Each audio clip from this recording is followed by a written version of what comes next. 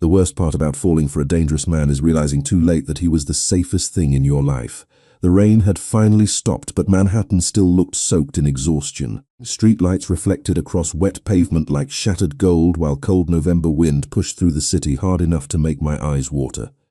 I stood alone outside East River Community Clinic, watching disappear slowly into traffic after our conversation beneath the awning. My chest still hurt from the way he looked at me before leaving. Not angry, not defensive, just tired. Like my disappointment weighed more than every headline screaming his name across New York tonight. You looked at me like I could still be good. The words would not leave me alone. I hated that they followed me upstairs to my apartment.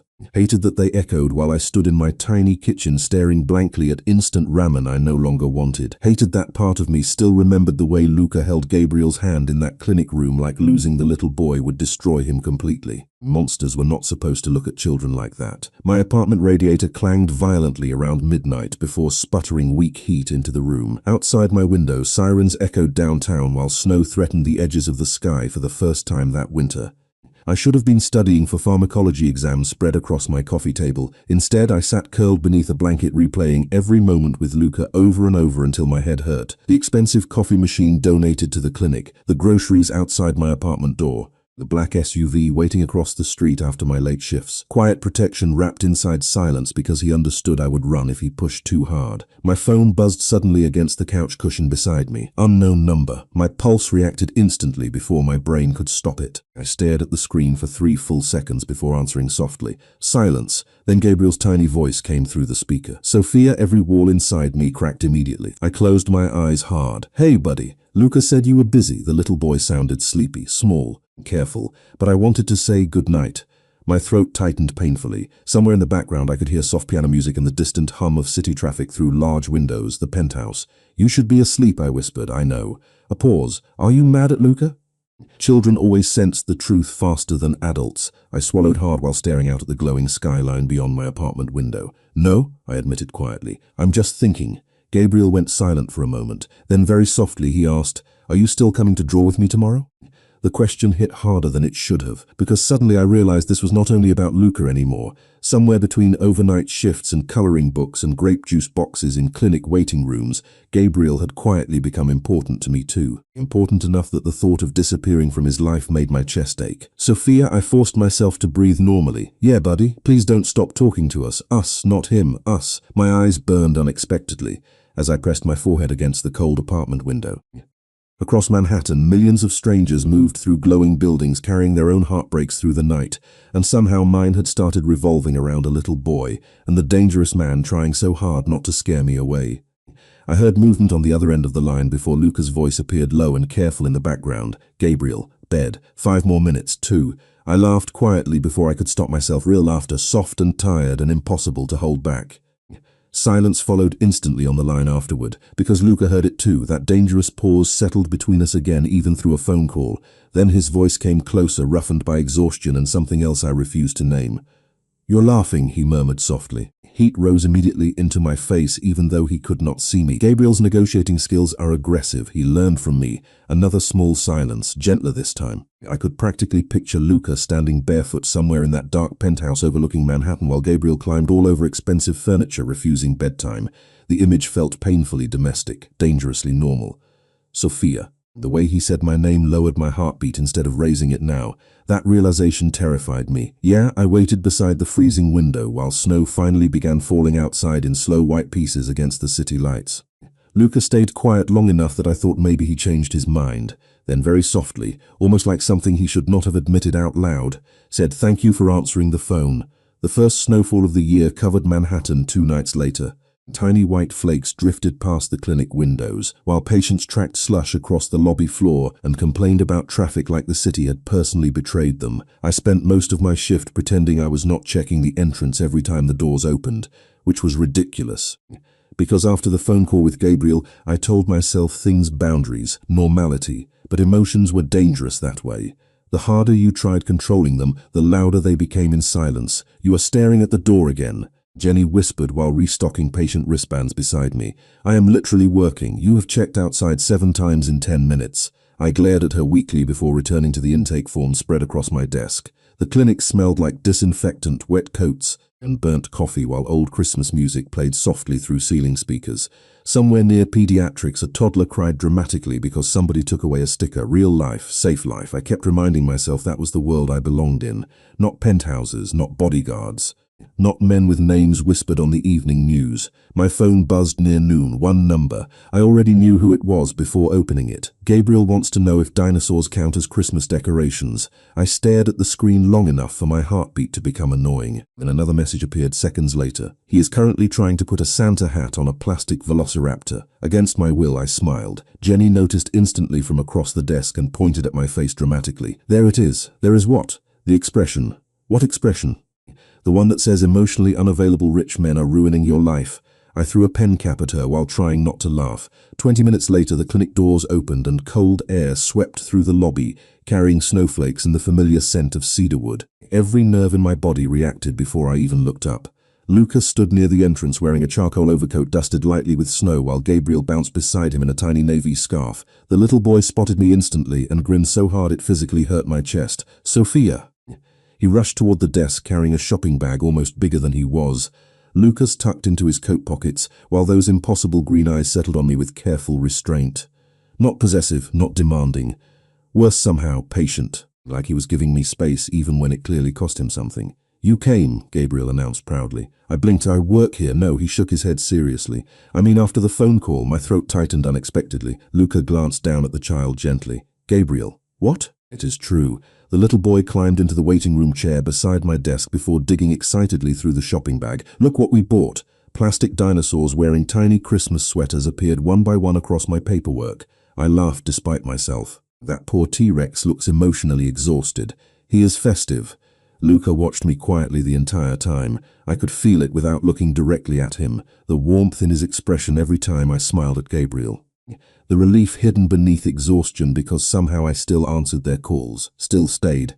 He has been talking about this for 48 hours, Luca said softly. The dinosaurs? You. My pulse stumbled hard enough to annoy me. Snow drifted slowly outside the clinic windows while the city moved in blurred grey motion beyond the glass. For one dangerous moment, the world felt strangely small around the three of us. Warm. Familiar. Like we had accidentally stepped into a version of life none of us were supposed to want. Then the clinic television near reception switched suddenly to breaking news. A reporter's voice filled the lobby sharply enough to cut through everything else. Federal investigators were seen entering properties connected to the Moretti shipping organization this morning as questions continue surrounding alleged financial operations tied to businessman Luca Moretti. The room froze instantly. Patients looked up from magazines. Someone lowered the volume of their phone conversation nearby, and just like that, reality crashed back in hard enough to steal the warmth from the air. Gabriel's small smile disappeared first, then mine. Luca stayed completely motionless beside the desk. Expression unreadable now, except for one tiny thing, disappointment. Not because the news appeared, because he saw fear flash across my face before I could hide it. The silence after the news report felt heavier than the storm outside. Snow continued drifting past the clinic windows, while every television in Manhattan seemed determined Luca Moretti was supposed to be. Federal investigations, organized crime, dangerous associates. The words crawled beneath my skin no matter how hard I tried ignoring them. Gabriel looked between us nervously from his chair beside the desk, tiny fingers tightening around the plastic dinosaur still wearing its ridiculous Christmas sweater. Can we go somewhere else? He asked quietly.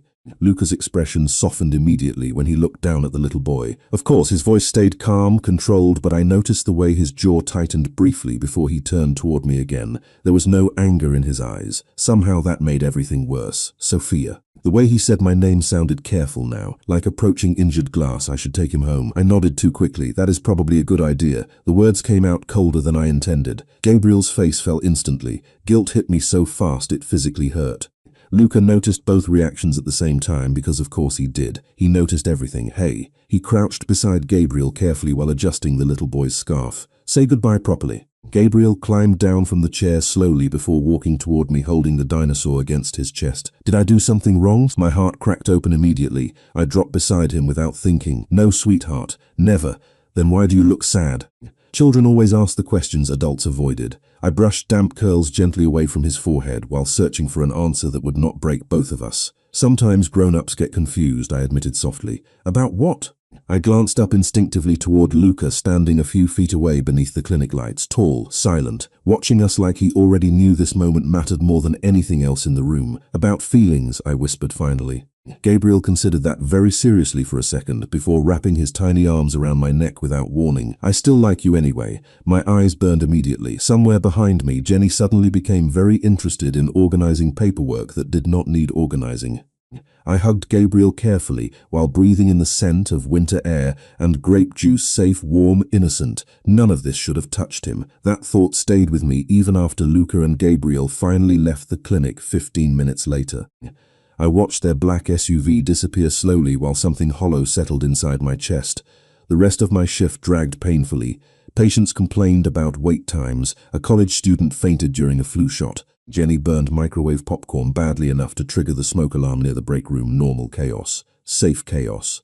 But every quiet moment in between, my thoughts returned to Luca standing beside the reception desk, hearing fear enter the room before I could hide it. Around 11:30 that night, I finally wrapped in my cheap wool coat with exhaustion pulling at every step. Snow covered the sidewalks now in soft white layers, while Christmas lights blinked from apartment windows overhead.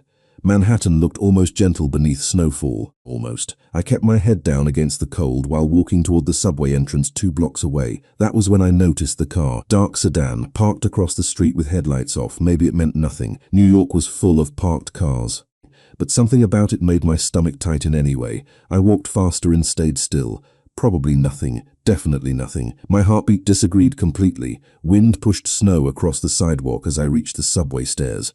Then a familiar black SUV turned the corner suddenly and slowed beside the curb near me, the passenger window lowered halfway. Luca sat inside wearing a dark coat, one hand resting near the steering wheel while soft jazz played quietly through the vehicle speakers.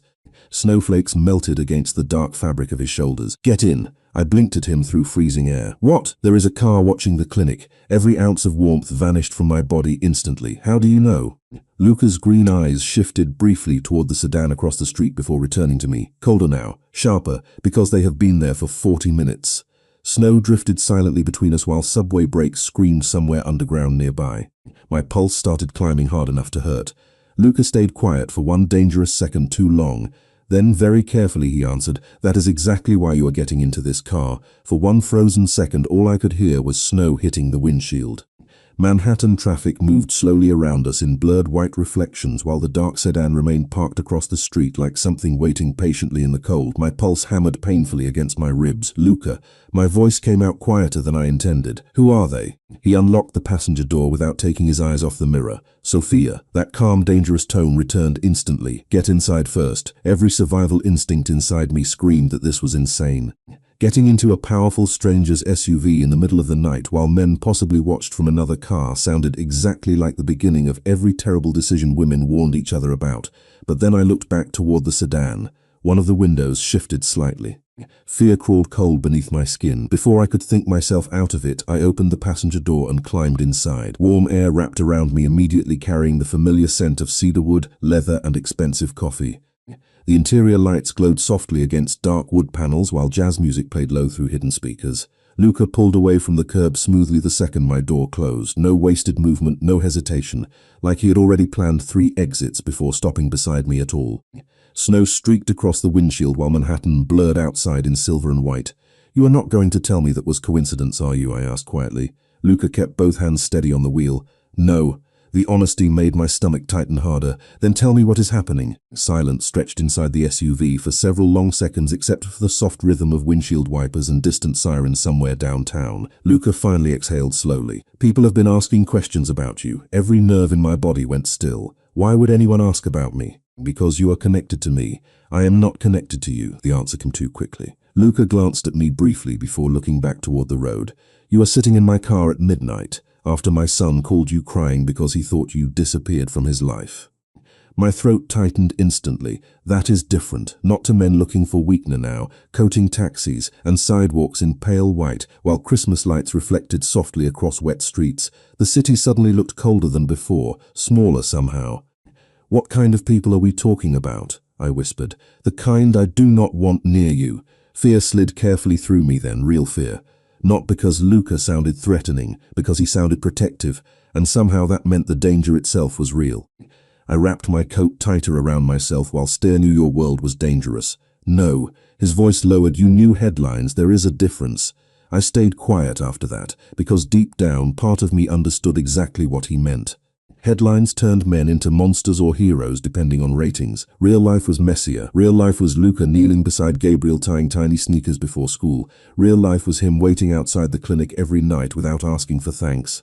Real life was exhausted sadness in his eyes every time he thought I looked afraid of him. I can take care of myself, I said finally, though the words sounded weaker now. Luca almost smiled at that. Almost. You sold blood to survive nursing school. Heat rushed instantly into my face. That has everything to do with this. He turned onto Park Avenue while soft snow drifted beneath glowing holiday decorations overhead. You spend your entire life carrying problems alone. His voice softened slightly. You do not even realize when someone wants to help you anymore. I looked away toward the passing city lights because suddenly breathing felt difficult again. The SUV grew quiet after that. Comfortable quiet this time, dangerous quiet. The kind that felt too intimate for two people pretending distance still existed between them. 20 minutes later, Luca pulled beneath the private entrance of his building on the Upper East Side. The doorman stepped forward immediately through falling snow while security cameras glowed discreetly above polished black marble. My stomach tightened the second I realized where we were. Luca, he shut off the engine slowly before looking at me fully for the first time since I entered the SUV. Exhaustion shadowed his eyes tonight. So did something. You go home alone until I know who was sitting in that car. You cannot just decide things for me. No, his voice stayed calm, certain. But I can decide whether I sleep tonight knowing someone followed you because of me. Silence settled between us while snow melted softly against the windshield. Somewhere high above Manhattan, a helicopter crossed the skyline in slow blinking lights. Then Luca said something so quietly it almost hurt more than if he raised his voice. Please do not make me choose between respecting your independence and protecting you. The elevator ride to Luca's penthouse felt too quiet for two people carrying this much tension between them. Soft jazz drifted through hidden speakers while Manhattan lights climbed slowly outside the glass walls as we rose higher above the city. Snow continued falling beyond the skyline in slow white spirals, coating rooftops and traffic in silver reflections. I stood with my arms folded tightly across my coat while Luca remained beside me in silence, one hand resting loosely in his pocket, calm on the outside, but I noticed the way his shoulders stayed tense every time his phone vibrated. You still have not told me who those men were, I said finally. Luca looked straight ahead at the changing floor numbers instead of me. Because I do not know yet. That answer is somehow worse, I know. The elevator doors opened directly into the penthouse moments later. Warm light spilled across polished black floors while floor-to-ceiling windows revealed Manhattan glowing beneath snowfall like another universe entirely. Everything inside felt quiet, expensive, controlled. But tonight there was something different in the air. Tension. I noticed two men standing discreetly near the far hallway speaking low Italian into earpieces before immediately falling silent when Luca entered. Security, real security. My stomach tightened again. Luca shrugged off his dark coat slowly before looking toward me. You should stay here tonight, Luca. Just until morning. But exhaustion roughened the edges now. If the car outside the clinic was random, then I will apologize tomorrow for overreacting. He stepped closer carefully. But if it was not random, I am not sending you home alone. Before I could answer, small footsteps suddenly raced down the hallway. Gabriel appeared wearing striped pajama pants and socks that did not match, curls messy from sleep. The second he saw me, his entire face lit up. Sophia! I barely had time to react before he crashed into me, hugging my waist tightly. Something inside my chest melted instantly despite every warning screaming in my head. What are you doing awake? I asked softly. I heard Luca talking. Gabriel looked up at me sleepily. And I thought maybe you left again. The words hit harder than they should have. I brushed my fingers gently through his curls while trying not to look at Luca standing nearby, because I could already feel his eyes on us, watching carefully, quietly. Like this moment mattered too much to interrupt. Gabriel yawned dramatically against my sweater. Can she stay? Luca stayed silent for one long second before answering softly, that depends on whether Sophia wants to. The little boy looked at me hopefully enough to destroy every ounce of common sense I had left. Snow drifted softly outside the windows behind him, while Christmas lights blinked across neighboring buildings in gold and white reflections. Warm apartment, sleepy child. Dangerous man watching me like I was something fragile he was terrified of losing. None of this should have felt safe, and yet somehow it did. One night, I whispered finally. Gabriel grinned like I had personally saved Christmas. Yes. He grabbed my hand immediately before dragging me toward the living room. Come see the dinosaur tree, the Christmas tree, but better. Luca laughed quietly behind us, actual laughter, low and rough and rare enough to make me glance back instinctively. He looked younger when he smiled, less haunted. That realization unsettled me more than fear ever could. The living room glowed beneath soft amber lighting, and a massive Christmas tree near the windows covered in silver ornaments and tiny white lights. Except mixed between elegant decorations was dinosaurs wearing miniature scarves and Santa hats. I stared at the tree in complete silence. "Gabriel," I said carefully, "why is there a triceratops next to the angel?" "Because he protects the tree." I laughed before I could stop myself. Real laughter. The kind that escaped unexpectedly after too much stress and too little sleep. Gabriel looked proud instantly. Luca just watched me from across the room with that same dangerous expression from before, like hearing me laugh mattered more than anything else inside these walls. Gabriel climbed onto the couch beside me moments later, carrying blankets almost bigger than himself. "Movie night," he announced seriously. "I thought you were tired." "I can be tired while watching Christmas dinosaurs." "Fair point." I settled carefully onto the couch beside him while snow continued falling outside the giant windows overlooking Manhattan. Somewhere behind us, Luca loosened his tie slowly before enrolled sleeves and dark slacks that somehow made this entire impossible night feel painfully domestic. He paused briefly near the couch before looking down at me. "Tea?" The simple question should not have affected me, but it did.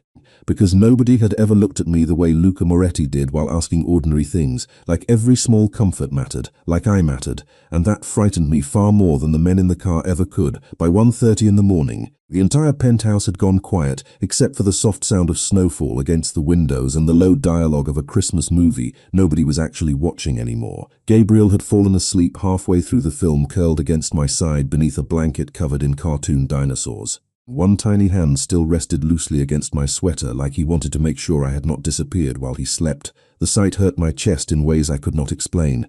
Manhattan glowed beyond the massive windows in silver and gold reflections, while soft piano music drifted faintly from hidden speakers somewhere deeper in the apartment. Warm light wrapped around the living room, turning the entire space into something dangerously peaceful.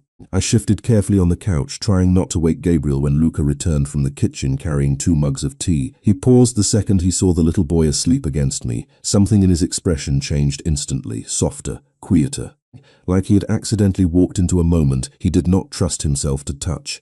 Luca set 1 mug down near me before lowering himself slowly into the armchair across from the couch, dark sleeves rolled to his forearms, tie gone. Hair slightly messy now from exhaustion. For the first time since meeting him, he looked less like a powerful man people feared, and more like someone simply trying to survive another night. "He has not slept well recently," Luca admitted softly. I glanced down at Gabriel instinctively.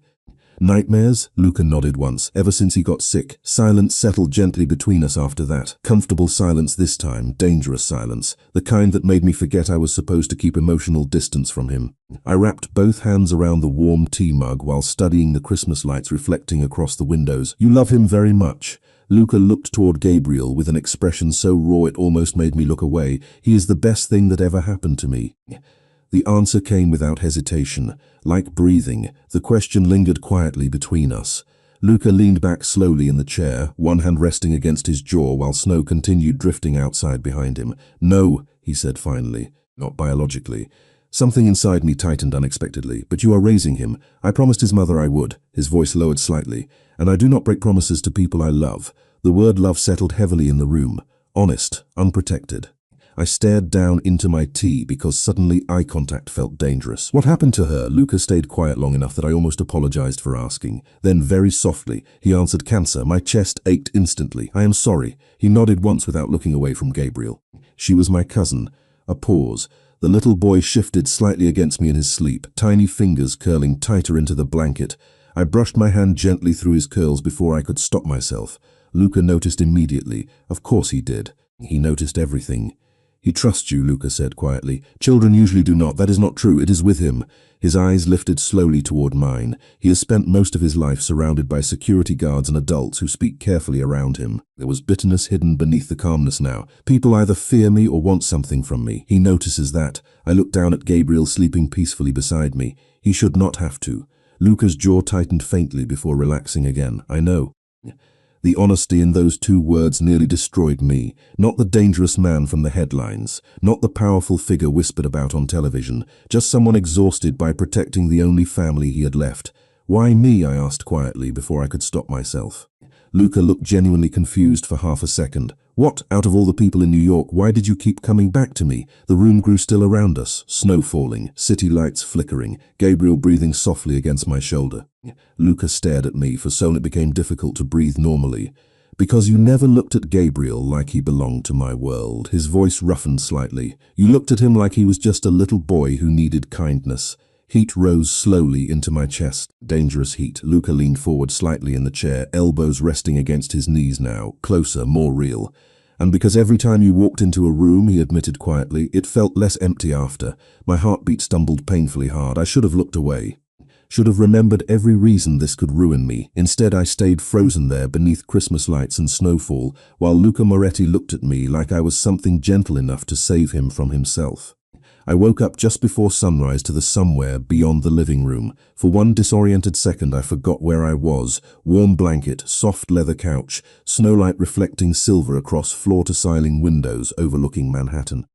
Then Gabriel shifted beside me in his sweater, and reality settled carefully back into place. Luca's penthouse, dangerous man, dangerous feelings. I stayed perfectly still while the city slowly brightened beyond the glass. Snow had covered everything overnight.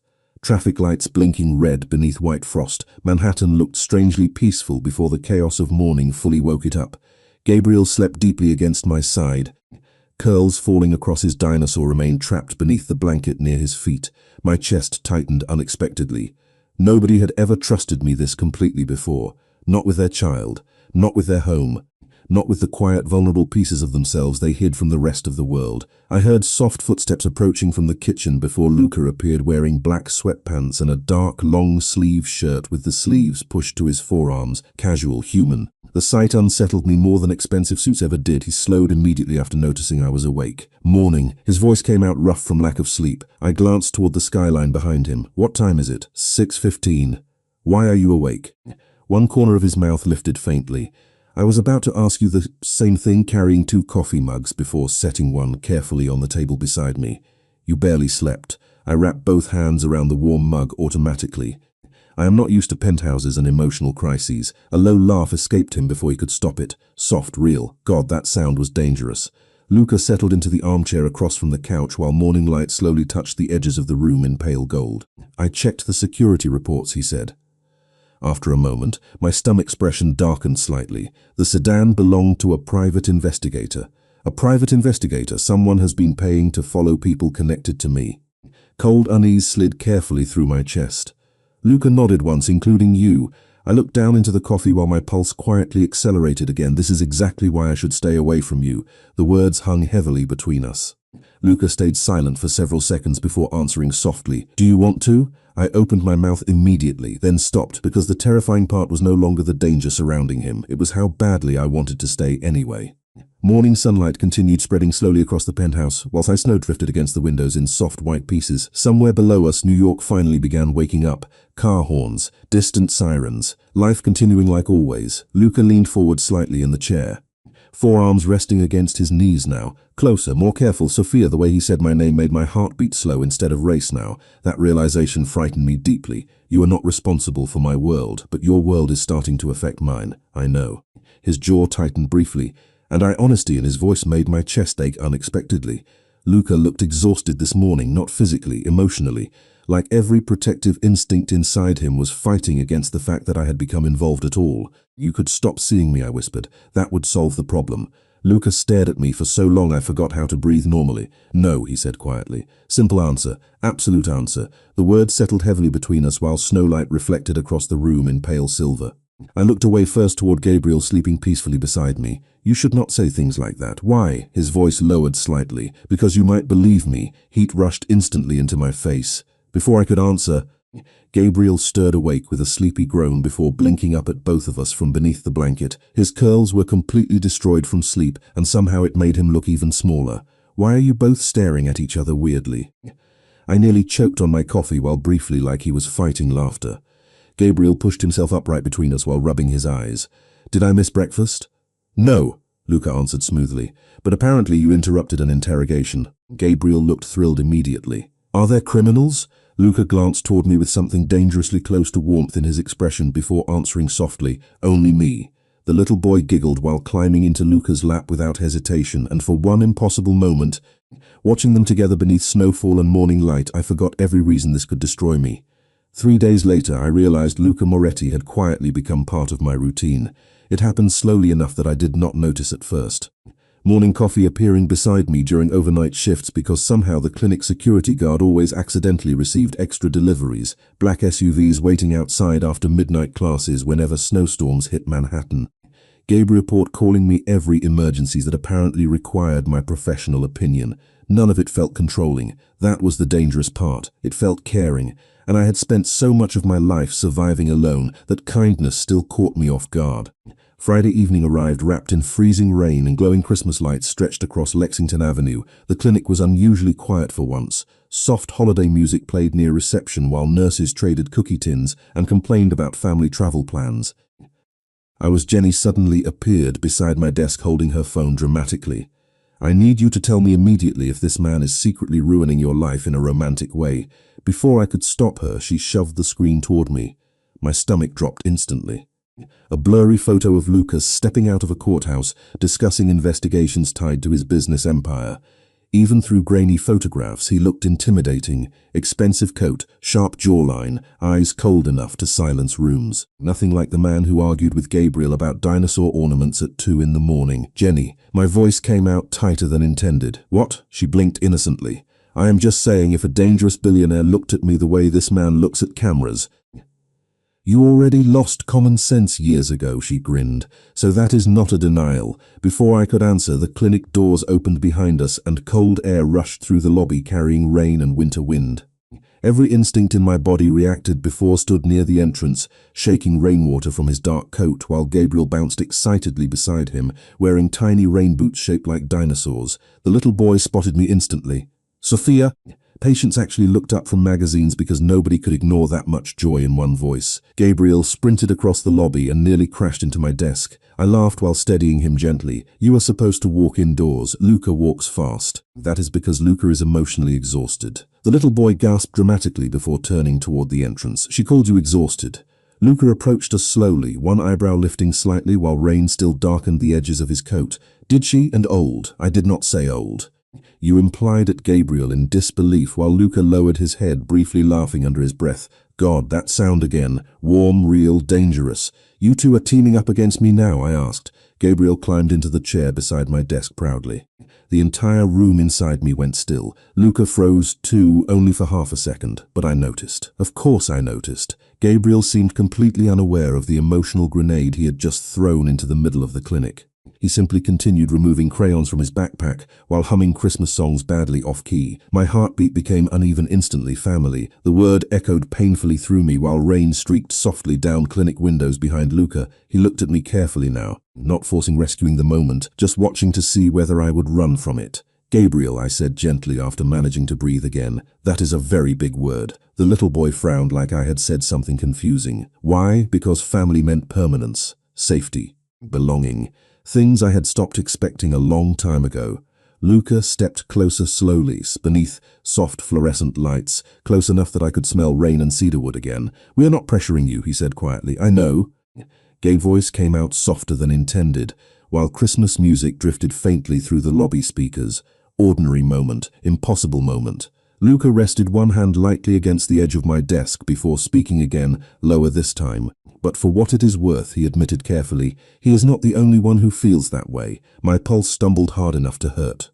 Somewhere near reception, Jenny nearly walked directly into a supply cart because she was absolutely listening to every second of this conversation. But I could barely hear anything except my own heartbeat now, because Luca was looking at me like home was not a place anymore, like somehow, impossibly, it had become a person. The first time Luca kissed my forehead, it felt more intimate than anything else ever had. It happened 3 nights before Christmas after another long shift at the clinic, snow-covered Manhattan in soft white layers while holiday lights reflected across icy sidewalks and crowded storefront windows. The city looked beautiful from a distance. Up close, everyone still moved like they were exhausted, including me. I stepped out of the clinic around midnight carrying cold coffee and emotional confusion when Luca's SUV rolled quietly to the curb beside me like it belonged there now. Maybe it did. The passenger window lowered halfway. You look tired.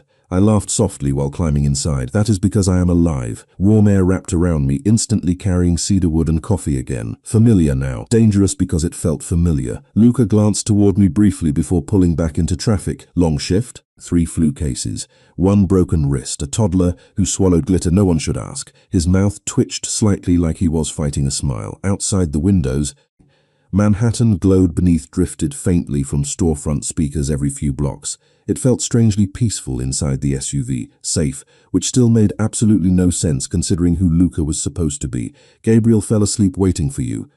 Something warm moved through my chest immediately. He should not stay awake that late. I told him that. Luca glanced at me again briefly. He said, "I do not understand love." I covered my face with one hand instantly, while Luca finally laughed under his breath. Low and rough and unfairly attractive. Do not encourage him. Too late. Silence settled comfortably between us after that. Snow drifted against the windshield while jazz music played softly through hidden speakers. I watched city lights blur past outside while exhaustion slowly loosened every defensive thought inside me. Sophia. The way he said my name felt quieter tonight, more careful. I looked toward him slowly. Luca kept one hand on the steering wheel while the other rested loosely near the center console. Dark coat, silver watch catching dashboard light, tired green eyes softer than usual. "You have been avoiding one question," he said. My stomach tightened slightly. "Which question?" "Whether you are still afraid of me." The honesty in his voice made lying impossible. I stared out at the snowy streets for several seconds before answering quietly. "I think I am more afraid of not being afraid enough." Luca went completely still beside me. The city moved around us in glowing reflections while my pulse slowly betrayed me inside the silence. "Sophia," his voice roughened slightly. "Do you understand what you are doing to me?" Heat rushed instantly into my face. "Luca, no." He exhaled softly before pulling the SUV to the curb beneath glowing Christmas lights outside Central Park.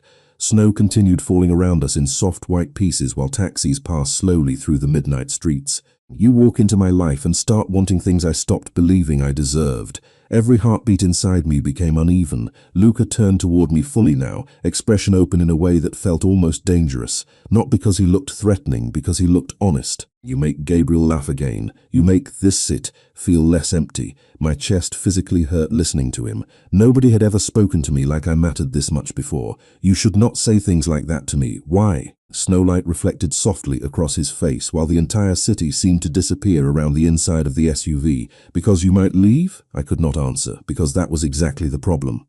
Luca watched me quietly for one toward me slowly enough to give me time to pull away. His fingers brushed gently against my hair near my temple, careful like he still could not believe I was real. My heartbeat nearly stopped completely. "You are freezing."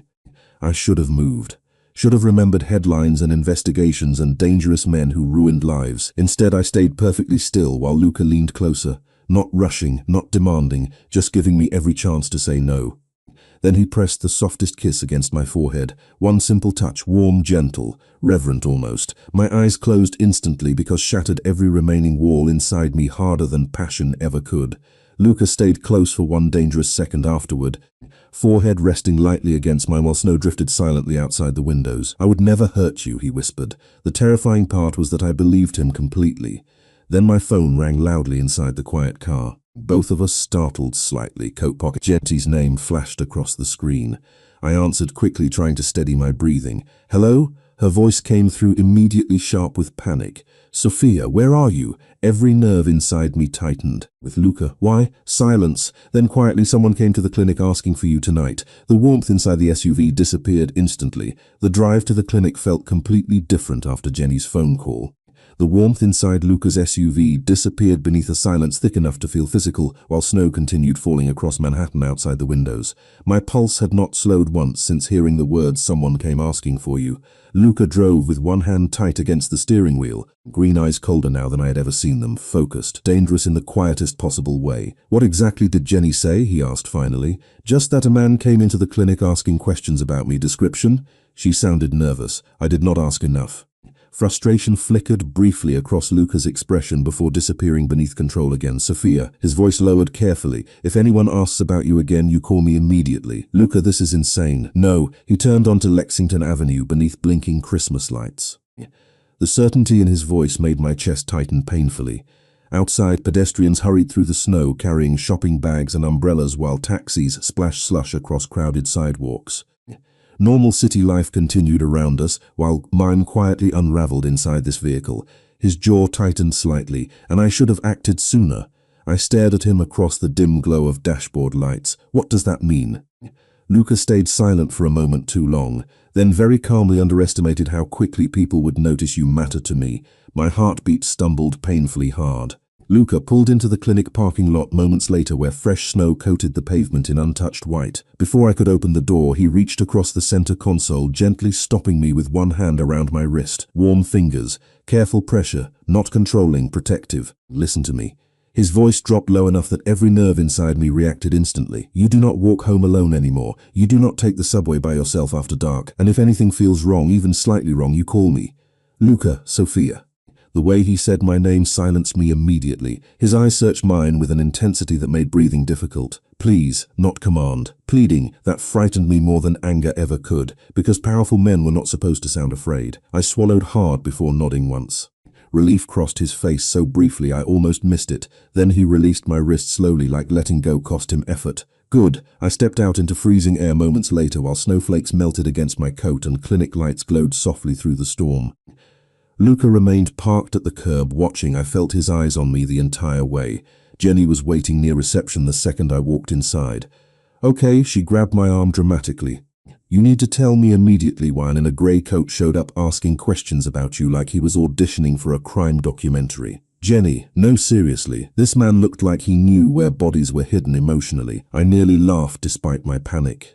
What did he ask? Her expression sobered instantly. How long you have worked here, whether you leave alone, if anyone picks you up after shifts. Cold fear slid quietly through me. Did he say who he worked for? No. Jenny glanced toward the clinic windows nervously. But Sophia, he definitely was not a patient. Before I could answer, movement outside caught my attention through the glass entrance doors. Luca still sat in the SUV across the street beneath falling snow, engine running, watching, waiting until he knew I was safe. My chest ached unexpectedly at the sight, because no one had ever stayed for me before, not like this.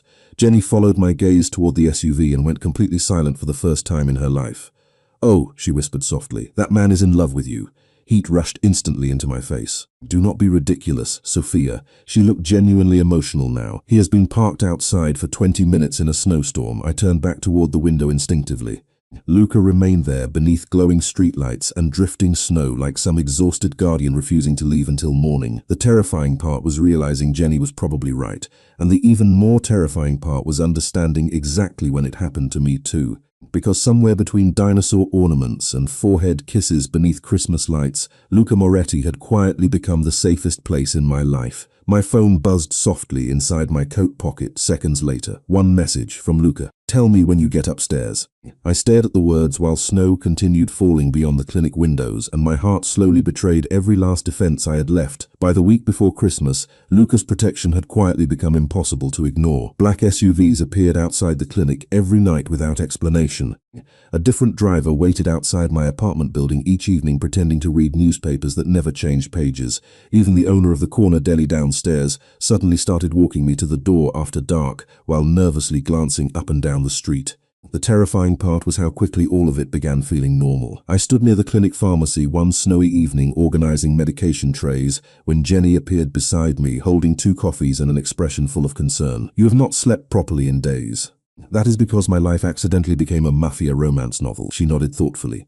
Honestly fair. I laughed weakly before rubbing my eyes. Outside the windows, Manhattan glowed beneath heavy snowfall while Christmas shoppers rushed through crowded sidewalks carrying bright bags and umbrellas. Everything looked warm from a distance. Inside me, though, anxiety had started settling permanently beneath my ribs, because no matter how gentle Luca was with me, I could still feel the darkness surrounding his world moving closer every day. My phone buzzed softly inside my pocket. One message from Luca. Outside, I looked toward the entrance instinctively. His SUV waited across the street beneath drifting snow, while headlights reflected silver against the pavement. Jenny noticed immediately. That man has not blinked normally since meeting you. Jenny, I am serious. He looks emotionally devastated all the time. I shook my head while grabbing my coat. Sure, she called dramatically behind me. Go meet your exhausted crime lord. Cold winter air hit my face the second I stepped outside. Snowflakes melted against my half. It crawled slowly through slush-covered streets. Luca stood beside the SUV instead of inside it tonight, dark coat dusted white along the shoulders while one hand rested inside his pocket. The moment he saw me, something inside his expression softened instantly. God, I was becoming dangerously addicted to that look. "You should be home sleeping," I said quietly while approaching him. "I could say the same thing to you. I am poor. I need employment." A low laugh escaped him before fading almost immediately. Exhaustion shadowed his face tonight, deeper than usual. "What happened?" I asked softly. Luca glanced briefly toward the street before looking back at me. "The man from the clinic works for someone connected to an old business situation." Business situation sounds horrifying when you say it like that. "That is because I am trying not to scare you." Snow drifted silently between us while Christmas lights blinked overhead in soft gold reflections. I folded my arms tighter against the cold. "Luca," he looked at me immediately. "This is destroying you." The words before I could stop them. His expression changed slightly, not surprise, more like resignation. "Sophia, you barely sleep anymore. You watch the clinic like something terrible is going to happen every second." My voice softened. "This is not healthy." Luca stared at me quietly while snow gathered against the sleeves of his coat. Manhattan moved around us in blurred headlights and distant sirens. Then very calmly he asked, "Do you know what actually scares me?" I swallowed carefully. "What?" He stepped closer slowly until winter air and cedarwood surrounded me completely. Not the investigations, not the people asking questions. Another step closer, careful, controlled, losing you. My heartbeat stopped completely for one terrible second.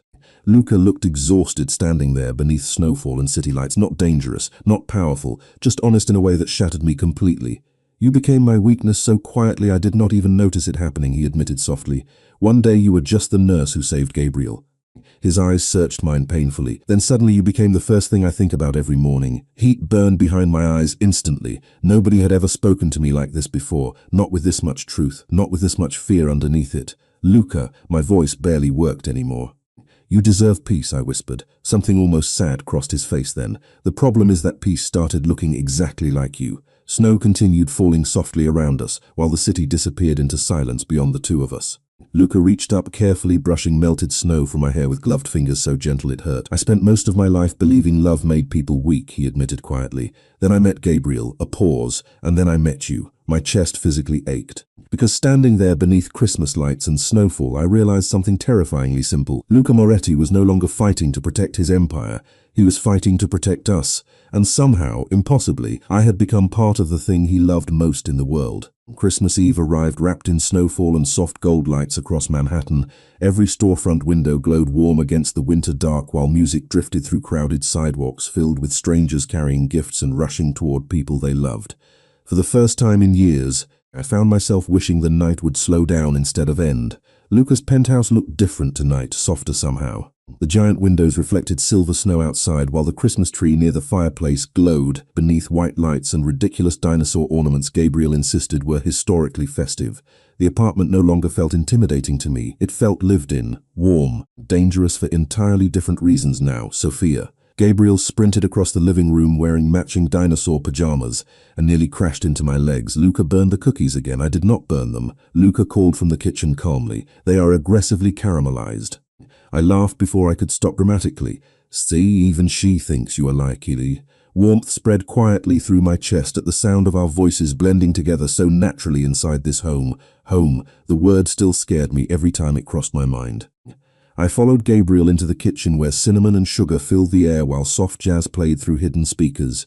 Luca stood near the marble counter in dark slacks and a black sweater with the sleeves rolled up while flour dusted one sleeve like evidence of domestic failure. The sight alone nearly ruined me emotionally, because powerful men were not supposed to look like this, comfortable, human, safe. Luca glanced toward me the second I entered the room, and there it was again, that expression, like the entire space brightened slightly every time he saw me. "Tell her the cookies survived," he said. Gabriel laughed so hard he nearly dropped a candy cane. Snow drifted silently beyond the windows while Christmas music and laughter slowly filled every empty corner of the penthouse. For a little while, everything felt frighteningly normal. Gabriel made us decorate sugar cookies shaped like dinosaurs, while Luca pretended not to enjoy it despite smiling every 5 minutes. We watched old Christmas movies beneath blankets while the city glowed below us in silver and gold reflections.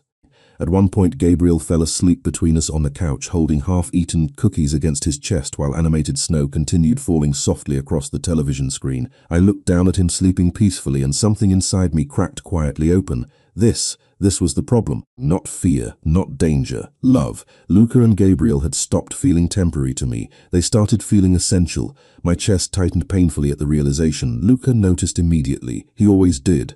"What is wrong?" he asked softly from beside me. I shook my head too quickly. "Sophia." I looked away toward the windows instead because suddenly breathing felt difficult again. Outside the penthouse, security guards still stood near elevators. Phones still buzzed quietly on Luca's kitchen counter every 15 minutes. Somewhere beyond these walls existed investigations and dangerous men, and a world built on fear I could never fully understand. But here on this couch, beside a sleeping child and the man I was falling in love with, everything felt heartbreakingly gentle. "This is not real," I whispered before I could stop myself. Silence settled instantly between us. Luca studied my face carefully now. "What is not real?" My throat tightened painfully. "This." I gestured weakly around the apartment. "Christmas movies and cookies and pretending your life isn't." Luca stayed quiet for several long seconds while snowlight reflected softly across his face. "I am not pretending," he said finally. "You should." The words hurt coming out, "because this cannot last forever." Something dark flickered briefly behind his eyes then. Not anger, sadness. "You think I do not know that?" My chest ached instantly. Luca lowered his voice carefully so he would not wake Gabriel sleeping beside us. "Every good thing in my life has always come with a countdown attached to it." His hand moved gently against Gabriel's curls before his eyes returned to mine. Emotion burned unexpectedly behind my eyes, because suddenly I understood the decorations, the cookies, the normalcy. Luca was not trying to impress me.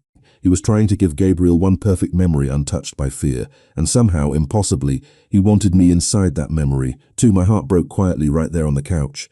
Because for the first time since meeting Luca Moretti, I realized loving him might eventually destroy all three of us. And the worst part was that I no longer knew how to walk away before it happened. The decision to leave happened quietly sometime after 2 in the morning, while snow continued falling over Manhattan like the city was trying to soften everything sharp. Luca had carried Gabriel to bed an hour earlier after the little boy fell asleep against his shoulder during the movie.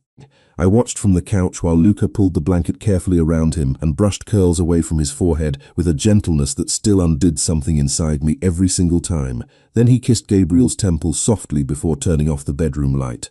The sight nearly broke me, because good men were supposed to look like that, safe men. Men who belonged to ordinary futures and school pickups and Christmas mornings without security guards outside the door. Not men whose phones buzzed all night with coded in low voices near windows overlooking Manhattan. I stood alone near the giant windows, now holding a mug of cold tea while city lights shimmered through falling snow beneath me.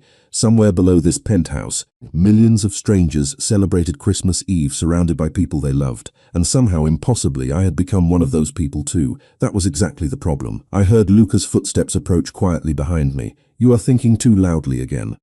His voice was soft from exhaustion. "Is that a real thing?" "With you, yes."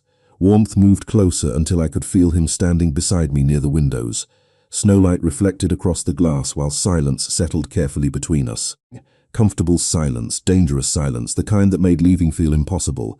"Gabriel had a good night," I whispered. Luca nodded once beside me. "Because you were here." My throat tightened painfully. I looked down toward the city instead of him because eye contact felt too dangerous now. "Luca." He stayed quiet immediately, like he already knew this conversation would hurt. "I cannot keep pretending this world does not scare me."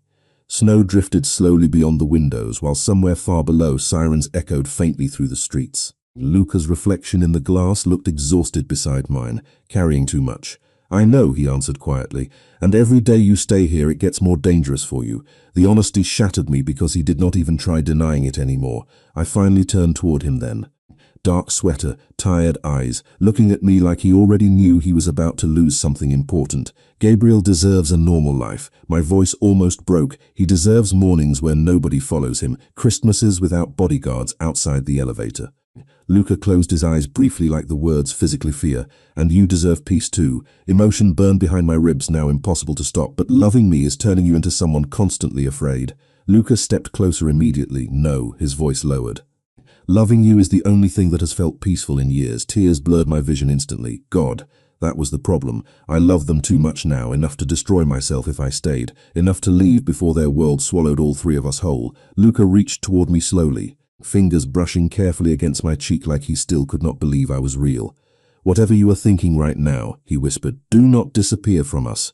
The word "us" nearly shattered my resolve completely. I leaned into his touch for one dangerous second before forcing myself to step back, because if I stayed any closer to him... Luca watched me carefully then. Understanding slowly darkened his expression. Fear followed immediately after. Real fear. The kind powerful men never admitted out loud. "Sophisha, I should get some sleep." Silence, heavy, devastating. Then quietly, "Please do not say goodbye like this." My chest cracked painfully open, but I still forced a small smile, because if I looked at him too long, I would stay forever. "Good night, Luca." He stared at me for several endless seconds beneath the Christmas lights glowing softly around us, then finally nodded once, like the movement physically cost him something. "Good night, Sophia." Hours later, after the penthouse had fallen completely silent, I sat alone at the kitchen counter, down my face while writing a letter beside the glowing Christmas tree. The dinosaur ornament Gabriel loved most rested near my hand. Snow continued falling outside while my suitcase waited beside the elevator doors. I folded the letter carefully once I finished, then placed it beside the ornament and the framed photo Gabriel insisted we take together 3 nights earlier. 3 people smiling beneath Christmas lights like we belonged to each other already. My hands trembled as I stared at the picture. Because deep down I knew the most painful truth of all. We did belong to each other. That was exactly why I had to leave before the world Luca lived in took everything gentle away from us forever. The penthouse was silent except for the soft hum of the Christmas tree lights and the distant sound of snow brushing against the windows. My suitcase stood beside the elevator like proof of a decision I still could not survive emotionally. I stared at the letter one last time, resting beside Gabriel's dinosaur ornament while tears blurred the edges of everything around me. The apartment still smelled like cinnamon and coffee and warmth. Like them, my chest hurt so badly it felt difficult to breathe. I reached for the suitcase handle slowly before forcing myself toward the elevator. One step, then another. Every movement felt wrong. Like my body understood something my mind was still trying desperately to deny. The elevator doors opened with a soft chime. I stepped inside and pressed the lobby button with trembling fingers. The doors began sliding closed. Then a small voice shattered the silence completely. "Sophia?" My entire body froze instantly. The elevator doors stopped halfway shut. I turned slowly toward the hallway outside. Gabriel stood barefoot near the living room entrance, wrapped in as messy from sleep while his small hands rubbed tiredly against his eyes. For one terrible second, neither of us moved. Then his gaze dropped toward the suitcase beside me. Confusion crossed his face first. Then fear, real fear, the kind only children showed immediately. "Gabriel." He walked toward the elevator slowly, blanket dragging behind him, while snowlight reflected softly across the polished floors around us. "No," he whispered shakily. "No, no, no." Panic entered his tiny voice so fast it nearly destroyed me. I dropped to my knees instantly outside the elevator while tears burned down my face. "Sweetheart, you said you would stay for Christmas." His voice cracked completely on the last word. "I was trying to protect you." The explanation sounded meaningless even to me. Gabriel shook his head hard enough that curls bounced wildly around his face. "I do not care." Tears filled his eyes now. "Please do not go." My chest physically shattered. I reached toward him carefully, but he threw himself into my arms before I could even speak. Tiny hands grabbing my sweater desperately, like he thought if he let go I would disappear forever. "Please," he cried softly against my shoulder. "Please do not leave again, Mama." Everything inside me stopped completely. Silence crashed through the penthouse so hard I could hear my own heartbeat breaking apart. "Mama." My eyes closed instantly as a sob escaped before I could stop it. Gabriel clung to me tighter beneath the Christmas while snow continued falling outside over Manhattan. Then I realized we were no longer alone. I looked up slowly. Luca stood at the end of the hallway, completely motionless, dark sweatpants, black shirt, and eyes filled with a kind of heartbreak I had never seen on another human being before. He must have heard everything. The letter still rested on the kitchen counter behind him beside the framed photo and the ornament. Luca looked at the suitcase beside the elevator first, then at me holding Gabriel while both of us cried in the middle of the hallway. His throat moved slightly like he tried speaking and failed. For the first time since meeting him, Luca Moretti looked completely powerless. Not because of fear, because of love. Gabriel buried his face harder against my neck while his tiny voice trembled again. "Please do not leave us." As that word ended me completely. I looked toward Luca through blurred vision while the entire city seemed to disappear around the 3 of us. He did not beg, did not demand, did not try stopping me. He just stood there looking terrified in the quietest way possible. Like he already knew losing me would break something inside him permanently. My heart gave up fighting right there in that hallway, because suddenly the truth became painfully simple. Leaving was not protecting them anymore. Leaving was hurting them. I pulled Gabriel closer, while tears slid. Looked at Luca, really looked at him. Exhausted man, lonely man, man who stayed awake outside my clinic in snowstorms just to make sure I made it home safely. To build an entire world around protecting him. Man who somehow loved me too. I am not leaving. The words came out broken and shaking and completely honest. Gabriel cried harder instantly while hugging me tighter. Across the hallway, Luca closed his eyes briefly like someone had just handed him back oxygen after drowning. When he looked at me again, every wall inside his expression was gone. No power, no control. Just relief so overwhelming it almost looked painful.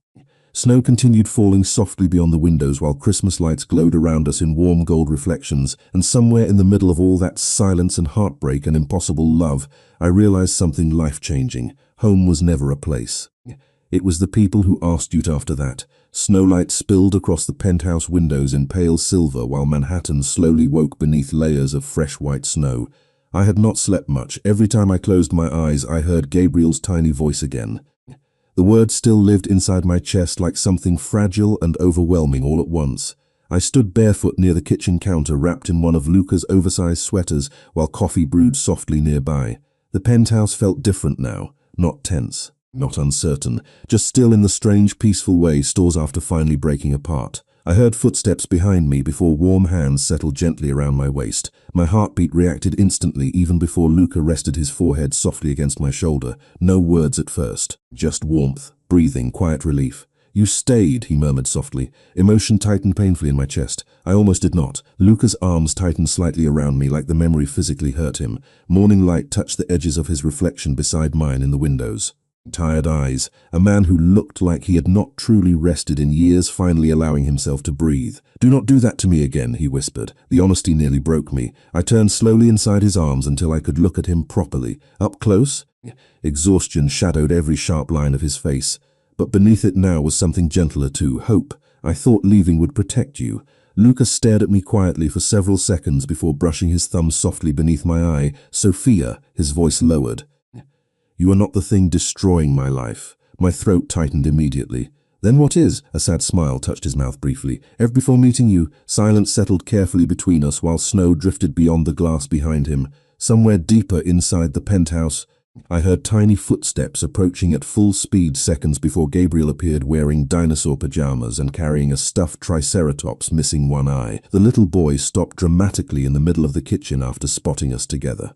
Then his entire face lit up with relief so pure it physically hurt my chest. "You are still here." I dropped immediately to my knees just as Gabriel launched himself into my arms again. This time he was smiling instead of crying. "I told Luca you would stay," he announced proudly against my shoulder. Luca leaned against the kitchen counter nearby, watching us with that same expression that kept undoing me emotionally.